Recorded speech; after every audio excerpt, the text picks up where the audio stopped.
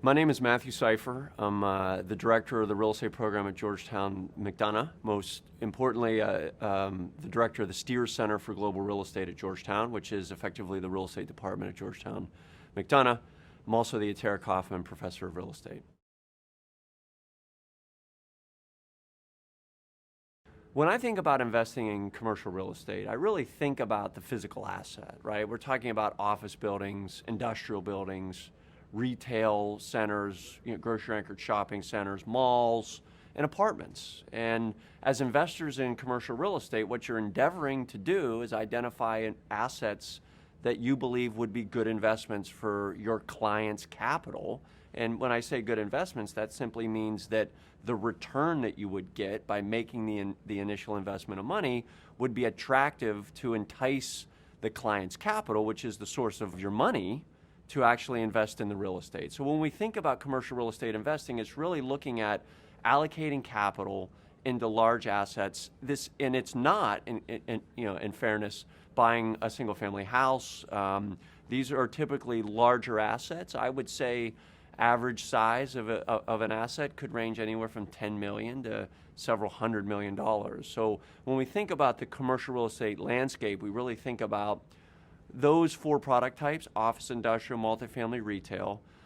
But there's a lot of other things there, right? You could get into hotels, you can get into medical office, you can get into student housing, self-storage. There's a lot of space within that commercial real estate investment universe for which young people could get involved in today.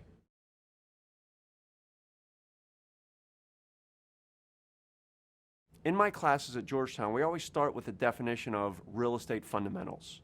And I ask them to provide their view of what does the fundamentals of real estate mean? Because you often hear this notion of, well, the fundamentals are good, the fundamentals are bad. When we say fundamentals, what does that mean? And at the end of the day, it means simply the relationship between the supply of space and the demand of space, and the intersection of those two. It also would mean the supply of capital and the demand of capital. So the intersections of the supply and demand dynamic result in either rental rates on an apartment or on an office space if you're endeavoring to be a tenant. It also results in asset prices. So the supply and demand of capital is essentially the asset market, which says how much is a real estate asset actually worth today, and how much supply of capital is out there trying to find individual assets. And when you have significant amounts of capital trying to buy real estate assets, that simply will cause the value of the asset to go up because you have a finite supply of the asset itself and a significant demand in the capital.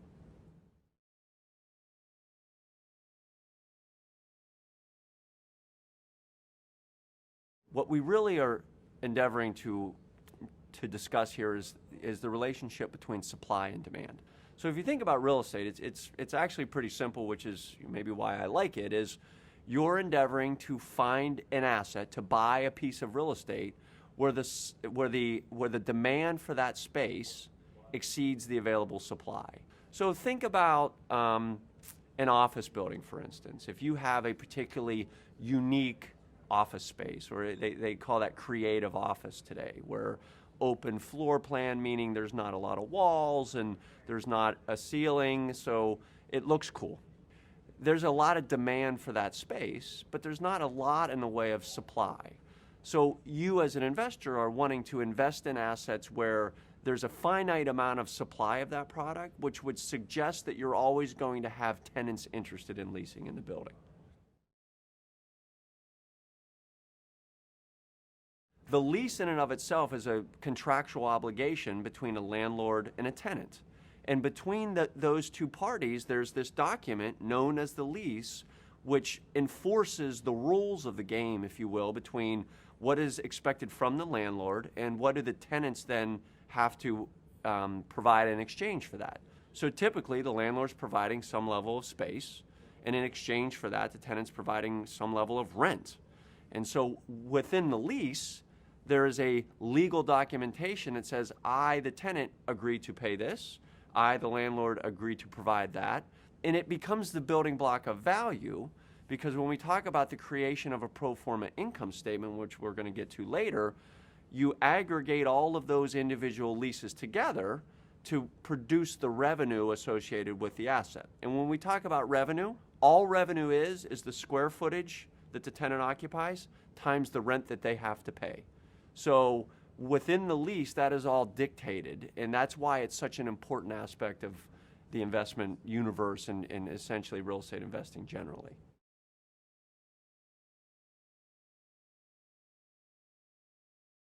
When you think about investing in real estate, there's really a series of steps that are involved. And the first step in that process is creation of a pro forma income statement.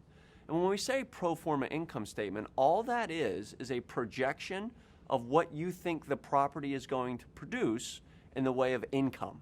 And it's essential that we create this pro forma income statement over the period of time with which you anticipate owning the asset, because those are the cash flows that then we will use to assess the value of the asset.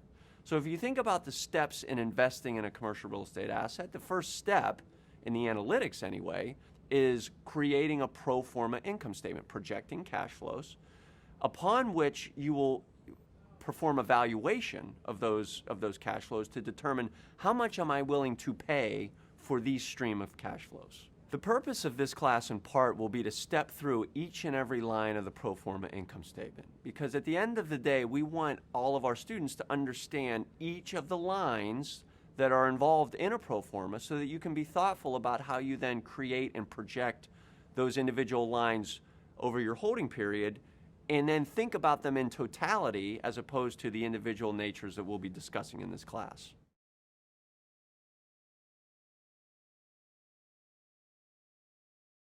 $2,900 Adams Mill Road is the subject of a case that we've created to teach pro forma income state construction as well as the valuation analytics associated with investing in real estate. And 2,900 Adams Mill Road is simply an apartment asset in Washington, D.C. that at the point in time when I was needing a case happened to be for sale, and there was a lot of information available to it.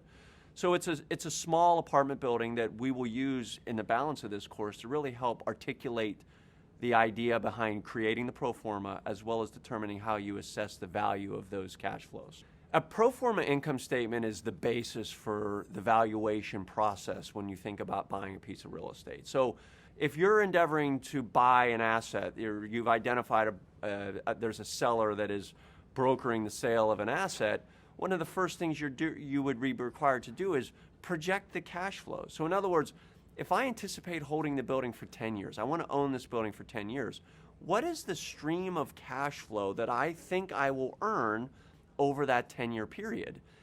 The reality of this is it's purely a projection, it's an estimate, and it's 100% certain to be wrong. But in order to make the best possible investment that you can in the present tense, you need to project those cash flows into the future. So the pro forma is that step of thinking through each and every one of the line items, revenue minus operating expenses equals NOI, net operating income, minus capital expenditures equals property before tax cash flow, over 1, 2, 3, 4, 5, whatever the whole period is of your anticipated investment in this asset. So the pro forma is essential to get right. And when we say get right, that's meaning to get it as accurate as you think you can possibly make it, given the information that you have available to you. Because the valuation of the real estate, what you ultimately going to pay for the real estate asset, is part and parcel to the cash flows that you project within the pro forma income statement.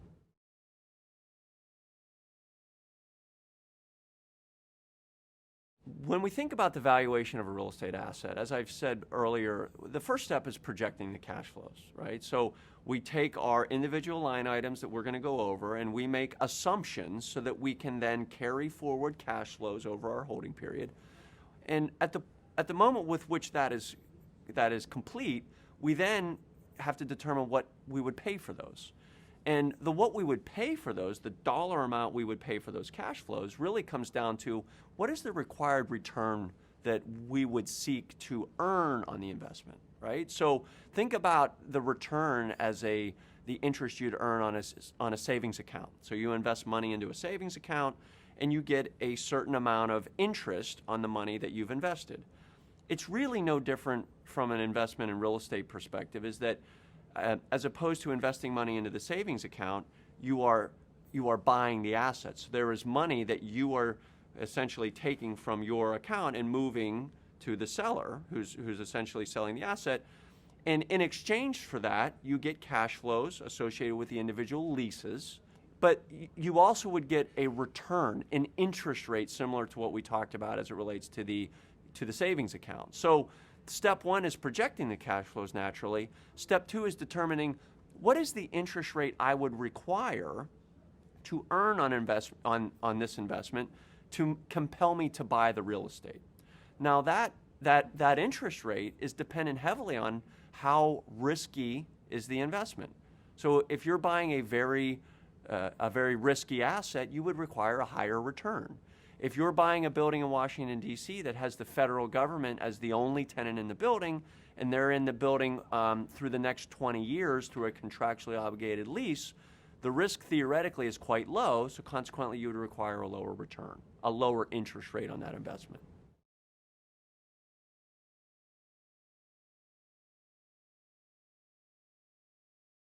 When we think about the pro forma income statement, very simplistically, you have the revenue minus operating expenses equals the net operating income minus capital expenditures equals property before tax cash flow. Now, we will go through each and every one of those individual lines within this course, but at the end of the day, property before tax cash flow is effectively the net income earned. So if I were to buy a real estate asset, assuming I don't require a loan, and assuming I don't pay any income taxes just for the purposes of this conversation, that would be the money I would receive after I pay everything that's necessary to be paid. So as an example, when we buy a real estate asset, we get rent from the tenant.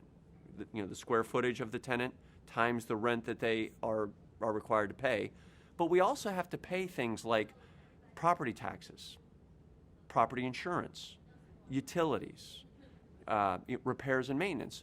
Those are called operating expenses. So if you think about our income statement, you have revenue minus the operating expenses, the taxes, the insurance, the utilities, equals something called the net operating income.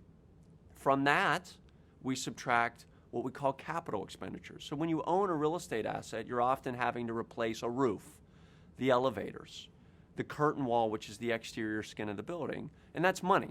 It's episodic money in the sense that it doesn't happen every day, every month, every year. A roof needs to be replaced every 15 to 20 years.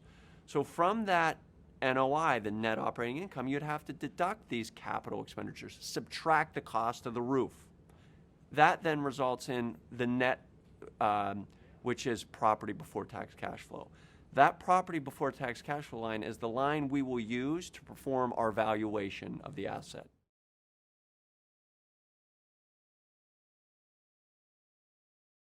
The manner that you would conclude upon the value of a real estate asset is through something known as the discounted cash flow. And the discounted cash flow is nothing more than projecting the cash flows forward through the pro forma and then discounting those cash flows back to the present value of those cash flows using whatever your required interest rate is. So I often use the example of, if I were to give you $20, would you rather have the $20 today, or would you rather have the $20 a month from now?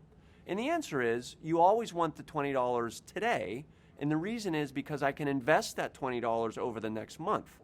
If I were to defer the $20 for a month, I would lose the opportunity to invest that money and earn interest on that investment. So that's really the idea behind the discounted cash flow, is that we have to determine what the present value increment is of each and every one of those cash flows based upon what the interest you earned or you required to earn on the investment. The pro forma income statement is really the basis for everything. So at the end of the day, whether you're in 1950 or 1970 or 2020, you need to understand what the cash flows are. So the first step in that process is projecting the cash flows through the pro forma.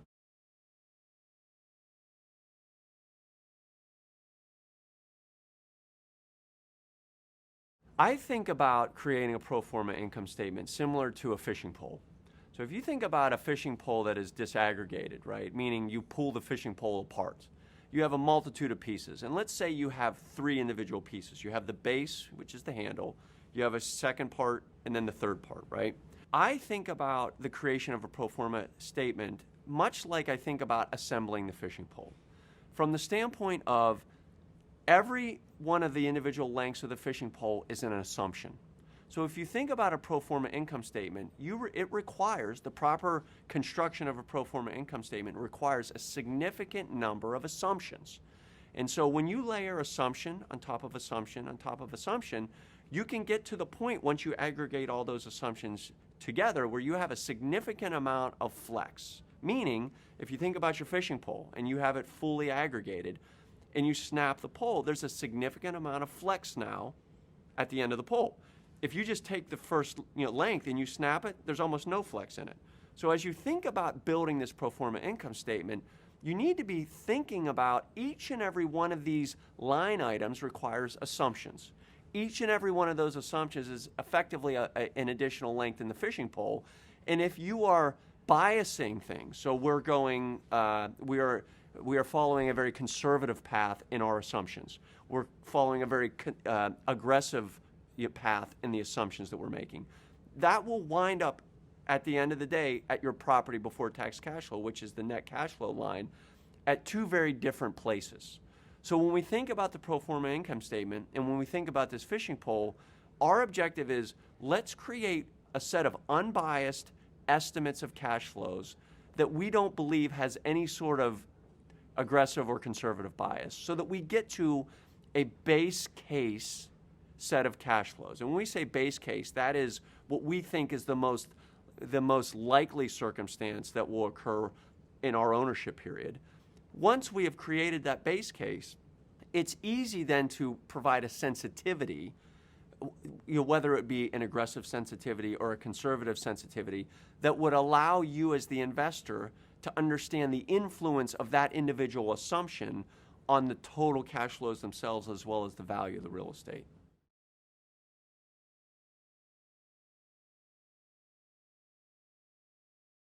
When you think about the construction of a pro forma income statement, it obviously, the revenue piece is heavily dependent on the leases that are in place. So you have a series of leases that are in place that will drive the revenue. But once those leases expire, so for instance, let's assume that we're buying a building and we expect to hold it for 10 years. It has a singular tenant in the building that only has 5 years worth of remaining lease term on their lease. So their lease expires in 5 years. So that means you're going to own the building through that expiration. So the question you've got to be asking yourself is, what do I anticipate is going to happen when that tenant's lease expires? And there's really a handful of things. They can renew, they can vacate, they can renew and downsize. So they can say, look, I have 50,000 square feet in this building, I only need 40. So they'll sign a new lease for 40,000 square feet as opposed to 50. But you as the investor need to make those assumptions. And I'm going to tell you right now, you need to be very thoughtful about those assumptions, because if you make a series of assumptions that are grossly wrong, all that simply means is you could have radically overpaid for the investment. Now, assuming, as with most of us, our capital, the money that is used to buy the building, so I would go out as the investor and I would raise money. It might be from my friends, it might be from pension funds, it might be from, so I'm raising the money because I almost assuredly don't have all the money to buy the real estate myself. If I make improper assumptions in the pro forma income statement, that's going to potentially negatively influence in a meaningful way the investor capital that I used. So while they thought they were going to get a return of X, they might be getting a return of X minus 40% because the assumptions that were made in the analysis were flawed. Once you create a pro forma income statement, we subscribe to the idea of sensitizing the cash flow. And all that means is, as an example, let's say we're buying an apartment building and we think that the rent, just think about the rent you would pay on a monthly basis, will increase annually at 4%. So every year, the rent for that apartment is going to increase by 4%. It's going to go up. But there is an upside case which says maybe it increases by 6%. So let's, using the pro forma that we created, change a singular assumption from 4% to 6% as it relates to the rent growth, and understand what that does to the returns of our investment. So all sensitivities represent is the manipulation of a single assumption to understand the resultant influence on the returns you would earn at the investment.